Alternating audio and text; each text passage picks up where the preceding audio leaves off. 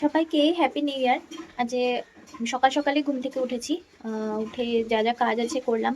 এখন স্নান করে এসেছি, পুজো দিচ্ছি। আর আজকে দেখাবো যে নিউ ইয়ারের দিন আমি কি করে মানে কি করছি। এখন পুজো দিয়ে নিই।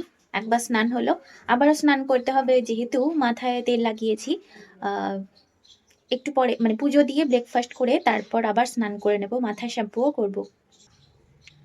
এই যে পুজো দিচ্ছি এখন। এই তো পুজো হয়ে গেল। এবার আমি ব্রেকফাস্ট করব। এখন 12টা বেজেই গেছে, মন্দির বন্ধ হয়ে যাবে, সেই জন্য বিকেলে পুজো দিতে যাব, তখন আবার দেখা হবে। এখন তাহলে ব্রেকফাস্ট করে নিই। আমি কারি পাতা নেওয়ার জন্য এদিকে এসেছিলাম, আবার বাড়ি গেলাম রেডি হয়ে।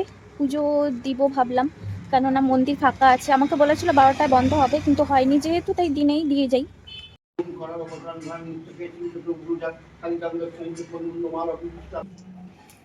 মায়ের মন্দিরে পুজো হয়ে গেল, তাই বাবার মন্দিরে এলাম। আজকে যেহেতু শ্রী শ্রী রামকৃষ্ণ পরমহংসদেব কল্পতরু হয়েছিলেন, তাই জন্যে হিন্দুদের একটা রিচুয়ালস আছে, অনেক বাড়িতে এটা মানে, আমরা মানি বিশেষ করে, যে 1 জানুয়ারিতে পুজো দিতে হয় কালী মন্দিরে।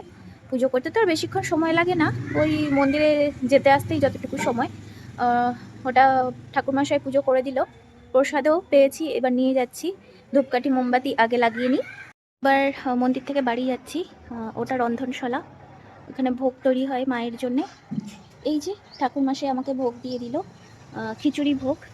তো এখন বাড়ি যাব। আজ বছরের প্রথম দিন, তাই বজরংবলীকেও একটু আপনারা দর্শন করুন। আমি এখন মাথায় শ্যাম্পু করতে যাব। তার আগে আমাদের চিকেন ম্যারিনেট করা হয়ে গেছে, এসে রান্না করব। এটা আধা ঘন্টা বা 15 মিনিট রেখে দিতে হবে।